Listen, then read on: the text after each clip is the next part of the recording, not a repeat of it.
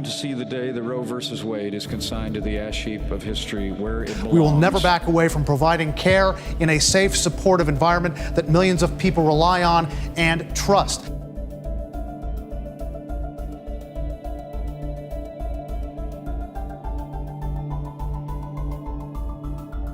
A Trump-Pence administration will defund Planned Parenthood.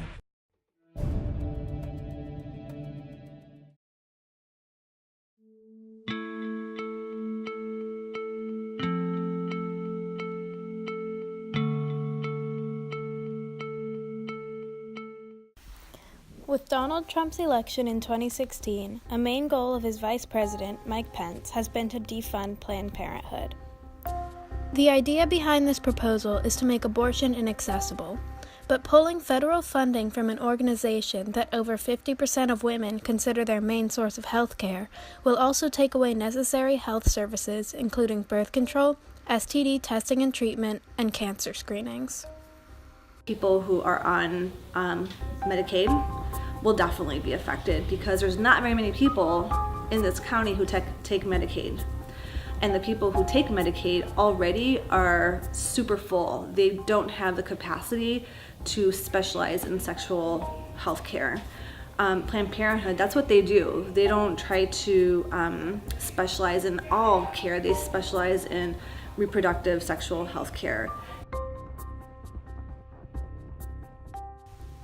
1916, Brooklyn, New York. Margaret Sanger opened the first birth control and abortion clinic.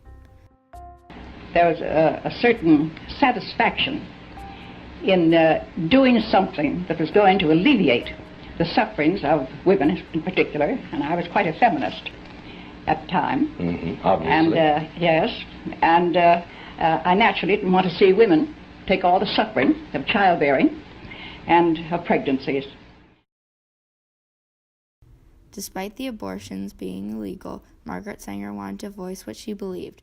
So it was a pleasure, in a sense, to think that you were striking at an archaic law, which it was. It was put on the statute books by Anthony Comstock some years ago, and no one had stood up against it. No one had tried to change the laws.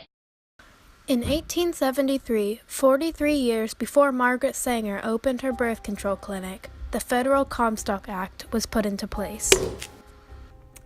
Named for Anthony Comstock, a social reformer of the late 19th century known for his hatred of obscenity, the Comstock Act forbade the possession, distribution, and even information of devices or medications for abortions or contraceptions.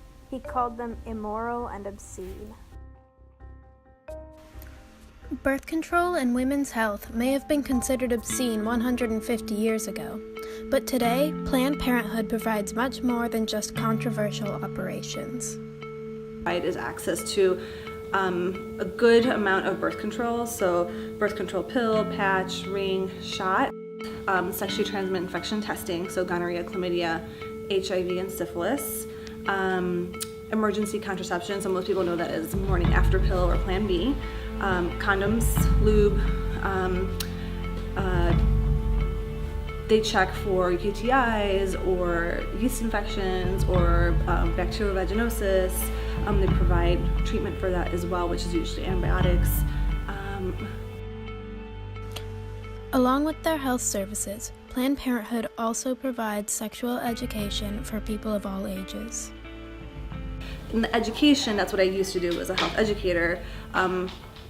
Any type of sex ed, middle school, high schools, colleges, trainings, parent workshops, community workshops, anything to help educate people around how to stay safe and how to be healthy and make healthy decisions. If Planned Parenthood goes away, it's going to be really hard for people who are on Medicaid or who are middle class who use their sliding scale fees to get health care.